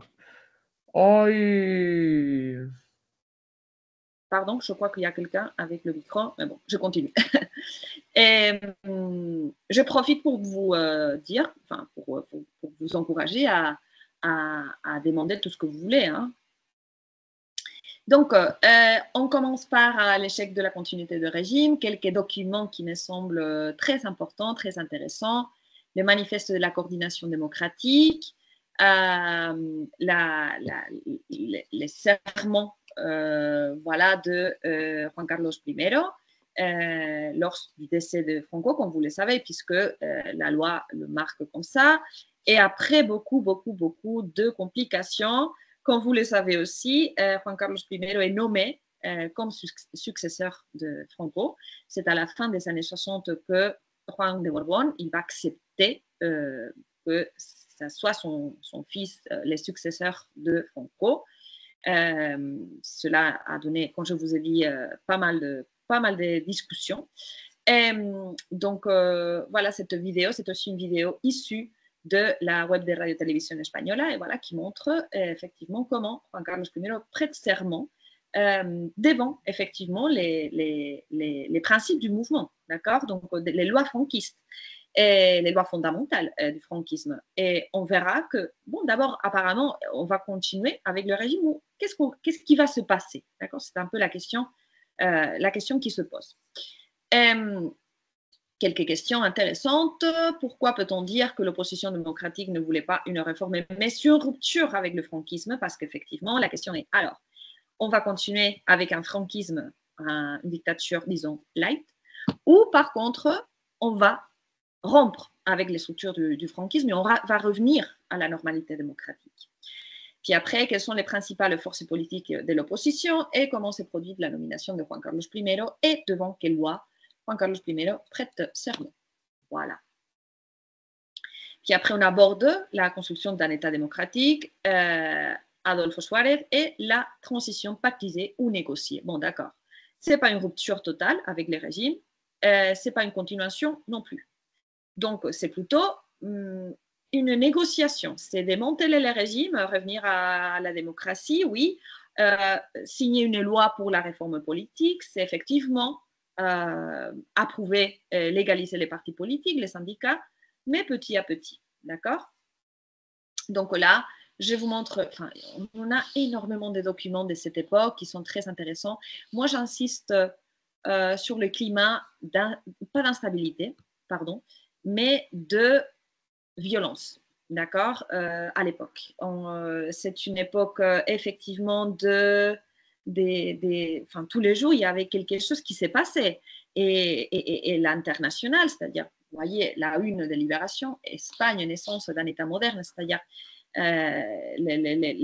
les contextes internationaux, voyez, regardez l'Espagne avec une énorme expectation parce que voilà, qu'est-ce qui va se passer avec l'Espagne? Comment est-ce que l'Espagne va continuer avec les régimes? Est-ce que véritablement les militaires vont laisser installer une démocratie en Espagne. Donc voilà, c'est une période compliquée, voilà, violente, mais une période voilà, très, très, très passionnante aussi. Donc là, j'ai mis voilà les résultats des premières sélections. C'est très intéressant aussi voir les résultats pour les partis de gauche. Comme vous le savez, lors des sélections de 1967, on croyait que le Parti communiste allait pas gagner les élections, mais allait obtenir plus de votes que le Parti socialiste. Parce que, comme vous le savez, pendant la dictature, le Parti socialiste s'est complètement, je ne vais pas dire oublié, mais c'est complètement écarté, voilà, du panorama politique. C'était le Parti communiste qui avait beaucoup plus de poids, n'est-ce pas? On parle voilà, de tous les exilés à Paris, en fait, voilà, qui partageaient avec les communistes classiques de Paris, voilà, des expériences, des discussions, etc. Et pas mal de discussions et des discussions, disons comme ça, et tandis que les socialistes sont restés un peu de côté. Mais par contre, dans la conférence, les rencontres à Suresnes, c'est vrai que le Parti socialiste est ressurgi avec une énorme importance. C'est vrai que le Parti socialiste va avoir un énorme appui du Parti socialiste français, mais aussi du Parti socialiste allemand. C'est Willy Brandt qui va appuyer énormément le Parti socialiste espagnol. D'accord? Donc, c'est drôle parce qu'on attendait que les partis communistes obtiendraient beaucoup plus de députés et finalement, ce sont que 20. C'est pas mal, mais ce sont que 20. Voilà. Puis après, on aborde la Constitution de 1978, comment voilà, on analyse la Constitution, on analyse les différents articles, comment s'organise la Constitution de 1978 par rapport à la séparation des pouvoirs, après ce pouvoir personnalissimo de Franco, comment ça règle la question territoriale, question très compliquée, très, très, très compliquée depuis toujours, et quelles forces politiques sont les auteurs de cette Constitution. Voilà. On analyse les images, on parle voilà, des pères de la Constitution, etc. Et puis après, on parle de la consolidation de la démocratique, quels sont ces défis auxquels la récente démocratie espagnole doit faire face. Et là, voilà, je me concentre sur l'essai de coup d'État. Pour l'essai du coup d'État, je fais deux activités. La première, on regarde ces documentaires. Je ne sais pas si vous les connaissez. C'est un documentaire à propos les 23F et le 23F, comme si c'était une conspiration pour légitimer le rôle du roi et pour réussir à accorder l'Oscar à José Luis García. C'est une énorme fantaisie, d'accord, mais qui explique très bien voilà, comment fonctionne la conspiration et comment peut-on faire une histoire parallèle par la manipulation des sources. C'est un documentaire de Jordi Évole que vous avez sur YouTube, donc c'est très bien si vous voulez le regarder. Si vous ne l'avez pas regardé, je le vous recommande. Et c'est très bien pour travailler en cours. Et de l'autre côté, il y a une autre activité que j'adore faire, et c'est de demander que les élèves demandent à leurs parents qu'est-ce qu'ils faisaient pendant le 23F. Parents ou grands-parents, parce que je me suis déjà trouvé des élèves qui m'ont dit mes parents étaient trop petits. Donc voilà, alors tes grands-parents, c'est bon.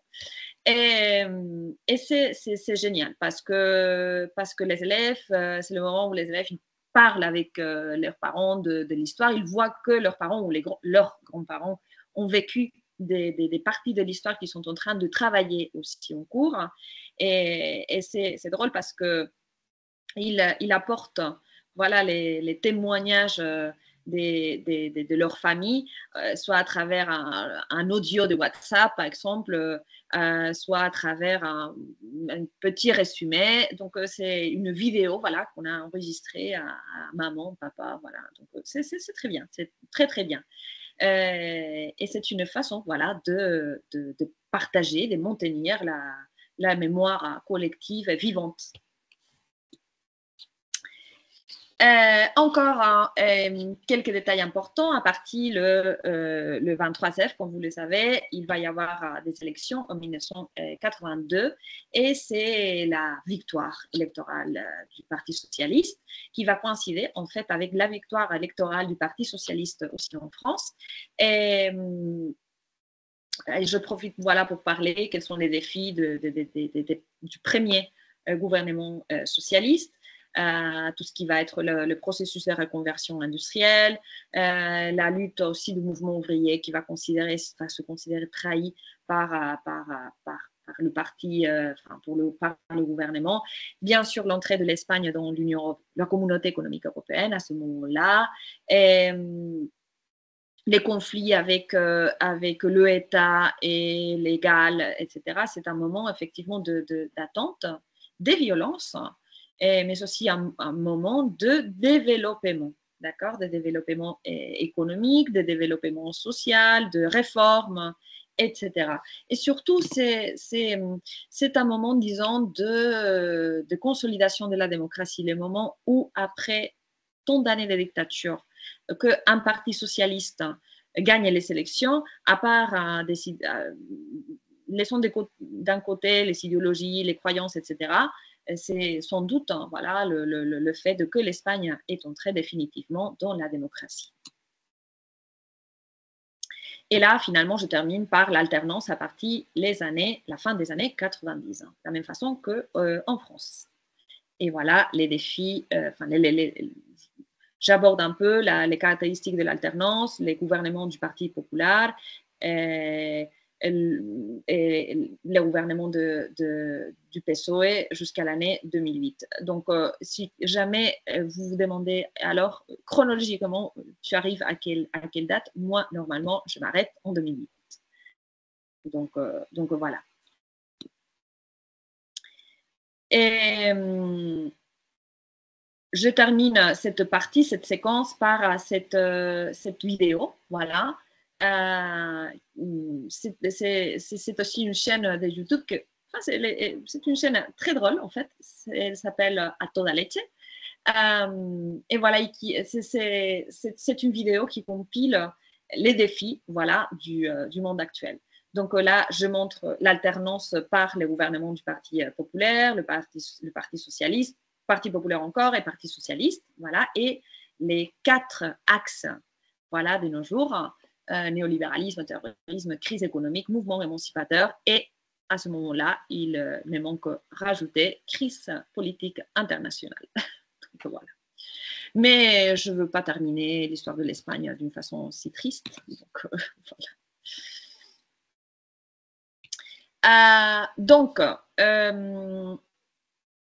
Je ne sais pas si on n'a pas trop de temps, parce que j'avais prévu corriger ensemble cette épreuve. Je ne sais pas si vous êtes trop fatigué et que vous ne voulez pas du tout vous mettre à corriger.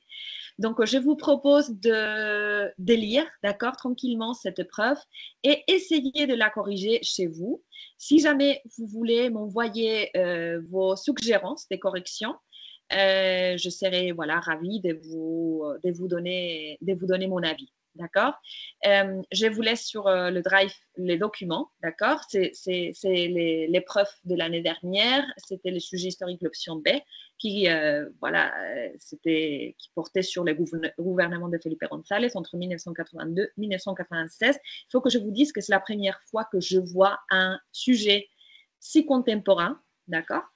Donc voilà, je vous laisse un exemple et si jamais vous voulez le corriger vous-même et me donner voilà, la correction que vous avez proposée, c'est bon. Mais sinon, je comprends, enfin, c'est presque la fin du webinaire. J'imagine que vous êtes déjà fatigué. Donc, voilà. Et pour terminer, dernière séquence, les défis de la Ve République à partir de 1969. Encore même chose qu'en Espagne, je divise en quelques parties. L'échec de la... Oh là là.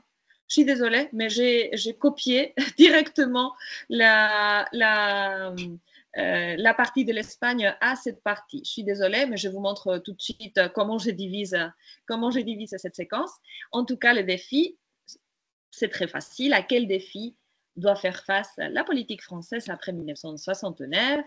Donc voilà, oui, l'alternance, je commence par l'alternance politique.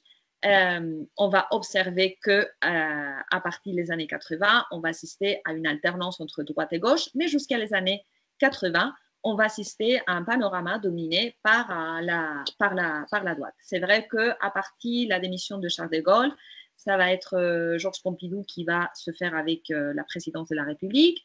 Et d'après le Premier ministre Chauvin d'Alma, on va inaugurer ce qu'on appelle la nouvelle société, d'accord, une nouvelle façon de faire politique, plus proche aux jeunes, plus proche aux ouvriers. On va essayer de mettre en place certaines réformes, mais c'est vrai que pendant les années 70, on va maintenir à la droite, d'accord, mais avec c'est son vie, voilà, de réformer un peu ou d'envisager des réformes.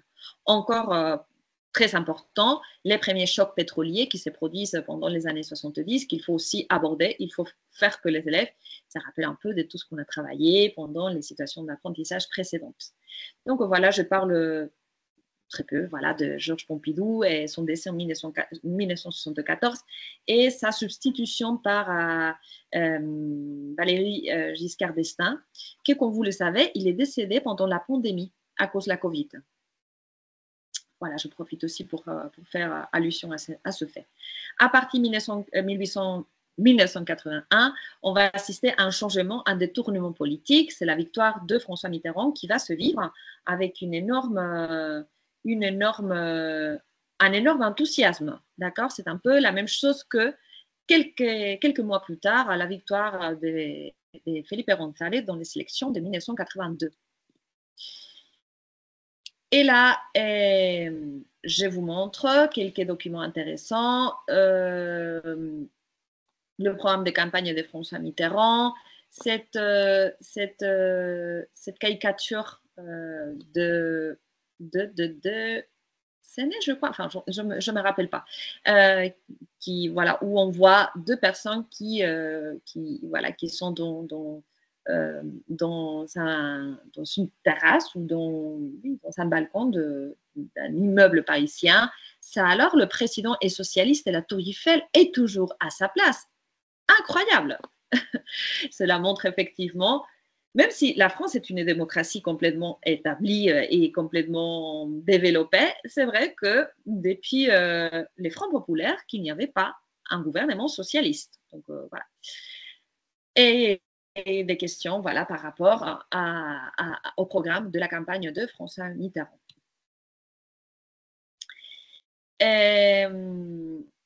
L'une des caractéristiques de cette époque, c'est la cohabitation politique, parce que dès qu'on voit l'organisation de la Ve République, on voit que la Ve République, enfin l'Assemblée est élue, le pouvoir législatif est élu pour 5 ans, mais le président de la République tous les 7 ans. De façon qu'on peut arriver à une situation assez, je ne vais pas dire anormale, mais assez bizarre, d'avoir un président de l'Assemblée, une majorité de l'Assemblée d'un parti et un président de la République d'un autre parti. Ce phénomène s'appelle la cohabitation politique. Et en fait, il va se produire de façon assez habituelle en France pendant les années 90. Et ces caricatures montrent effectivement la cohabitation entre Chirac et Mitterrand.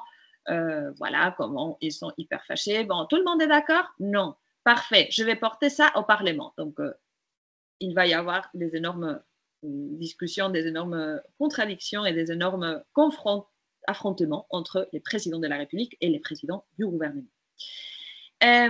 Encore, je vous recommande un film par rapport à Mitterrand, Le Promeneur du Champ de Mars, un film délicieux à propos des dernières années de François Mitterrand. Et encore des questions. Et finalement, pour les années 2000 en France, on voit les défis de l'actualité et on observe là ce qui va marquer la politique en France à partir des années 2000 est l'abstention. d'accord, et l'apparition, voilà, d'une extrême droite de plus en plus importante, d'accord. On va voir aussi, on va constater un détachement, un important détachement des Français et des Françaises face à la politique. Voilà. Et là, je montre voilà, un questionnaire pour répondre à travers cette vidéo. Cette vidéo est d'une chaîne française qui s'appelle Anti-Sèche. C'est très bien Anti-Sèche. C'est une chaîne d'un étudiant voilà, qui propose des révisions pour le bac, des révisions pour les premières années d'université. C'est très, très bien. Donc là, il fait un résumé de tout ce qui va supposer le gouvernement de la France à partir de 1949 et les défis de la France actuelle. Réponse voilà, aux questions à travers ce questionnaire et comme toujours à travers cette grille. Voilà. Et finalement, encore une vidéo pour parler, pour aborder le rôle de l'Espagne et la France dans la construction européenne. C'est une vidéo de Luni présentée par l'AMI qui fait partie de C'est pas sorcière, une émission de la télévision française, j'aime pas l'AMI, de la télévision française qui est très bien, d'accord, très pédagogique. Donc je propose 10 questions, d'accord, un questionnaire en 10 questions à travers cette vidéo. Et finalement, j'aimerais vous montrer mon activité. Maintenant, nous sommes dans le cahier del Marquès de Cubas. Ça vous dire quelque chose? Non? Ok, je vous explique. J'aime bien terminer l'année, pas seulement cette situation d'apprentissage, mais l'année par une activité finale collaborative. D'accord? Donc, cette année, j'ai décidé de faire un parcours historique et sentimental par la communauté de Madrid. Donc, l'objectif est connaître les lieux où se sont déroulés des événements historiques clés qu'on a vus pendant toute l'année, particulièrement à Madrid, un peu conocimiento del medio. L'idée est de réfléchir à un moment historique de l'intérêt de l'élève et trouver, visiter le lieu et le marquer dans une carte de Google Maps collaborative. Donc, j'ai ouvert voilà j'ai fait à travers Google Maps une pestagne, je ne sais pas comment vous dire, mais oui, voilà, une étiquette parcours historique par la communauté de Madrid, ça s'appelle comme ça, et les élèves qui ont le lien voilà, de Google Maps, ils vont fixer, d'accord, les lieux qu'ils visitent. Il faut qu'ils décrivent un peu le lieu et puis après, qu'ils fassent quelque chose dans ce lieu, qu'ils expliquent les événements qu'ils se sont produits, c'est-à-dire qu'ils préparent, je ne sais pas, une petite présentation sur Canva, sur PowerPoint ou sur document Google ou comme il veut. Qu'ils fassent une petite vidéo, qu'ils représentent les événements qui se sont passés. Donc, je suis ici, voilà cette vidéo qui ont préparé 3 élèves de mon cours de Bachiba qui sont hyper contents de partager avec vous le lieu qu'ils ont choisi. Ils ont choisi la calle del Turco, qui ne s'appelle plus comme ça, mais où il a été assassiné le général Prim pendant en 1970. D'accord? Donc, je vous montre. Moi non plus, mais si je vous disais que la rue avant s'appelait Calle del Turco? En 1868, la Révolution glorieuse atteint son objectif d'exilier la reine Isabelle II et proclamer un État décidé comme le suffrage universel. Un gouvernement provisoire est proclamé en 1869 avec le général Francisco Serrano comme régent et Juan Prim comme président du Conseil des ministres. Le Parlement choisit l'aristocrate italien Amédée de Savoie, qui est défendu par Prim. Une décision que, bien votée démocratiquement, a été vue par certains adversaires politiques comme terrible, alors que Prim est assassiné par eux le 27 décembre 1870 dans la rue du Turco, quand il voyage dans son charrette depuis le Congrès. Plusieurs personnes sont suspectées de l'attentat, comme le duc de Montpensier, qui avait été rejeté par Prim comme candidat au trône. Le général Serrano, qui pourrait avoir peur de la perte de sa position politique à cause de la proclamation d'Amédée comme roi, parce que Serrano était le chef d'État-région qu'on avait dit avant, ou les députés républicains, José Pauli Angulo, qui pourrait avoir de l'aine vers Prim pour avoir opté par la proclamation d'une nouvelle monarchie au lieu d'une république. Aujourd'hui, ces rues, rebaptisées Calle de Marqués de Cuba, restent un témoignage silencieux d'un événement majeur et d'une référence essentielle pour comprendre l'histoire de Marie et l'Espagne. L'assassinat de Juan Prim a marqué un tournant décisif dans le destin politique de l'Espagne. Plongé le pays dans une période d'instabilité qui a abouti à l'abdication d'Amadée Ier en 1873 et à la proclamation de la Première République. Ces lieux rappellent les tensions politiques de l'époque et les difficultés rencontrées dans la construction d'une Espagne moderne, marquée par la lutte entre monarchistes, républicains et militaires. Donc voilà, je le trouve très intéressant. C'est une activité que les élèves adorent faire et cela leur permet de connaître directement l'histoire et de fermer l'année d'une façon, je crois, agréable et amusante. Alors, donc, en tant que bilan, on a parlé énormément à propos des défis de l'Espagne et la France après la Seconde Guerre mondiale et leur processus de reconstruction démocratique. Chaque pays a un rythme différent, bien sûr. Et on a vu comment aborder ces contenus, ces savoirs basiques à travers cette situation d'apprentissage, cette dernière situation d'apprentissage. Et comme toujours, des exemples d'activités et d'évaluation. Est-ce que vous avez des questions? Je vous laisse comme toujours cette présentation et si jamais vous avez après des questions, je suis disponible à travers le courriel si jamais vous voulez poser quoi que ce soit. D'accord? Donc, je vous remercie énormément pour ces après-midi d'histoire, de situation d'apprentissage, de partage des pratiques. Voilà. Et voilà, j'espère vous voir très bientôt. Merci beaucoup, Maria. Merci à tous. Voilà, c'est ce qu'on avait demandé à Maria, que ça soit très concret, sur les séquences d'apprentissage. Donc, merci pour ce partage de séquences et de la dernière activité aussi pour tes élèves qui est très concrète et qui leur fait effectivement réaliser que l'histoire est visible quand ils se promènent aussi. Je terminerai juste pour vous dire que l'ensemble des webinaires seront mis sur notre site internet la semaine prochaine. Comme ça, si vous avez des collègues aussi qui veulent les voir, ils pourront, qui les ont ratés, en plus du drive que Maria a partagé. Un grand merci à toutes et à tous.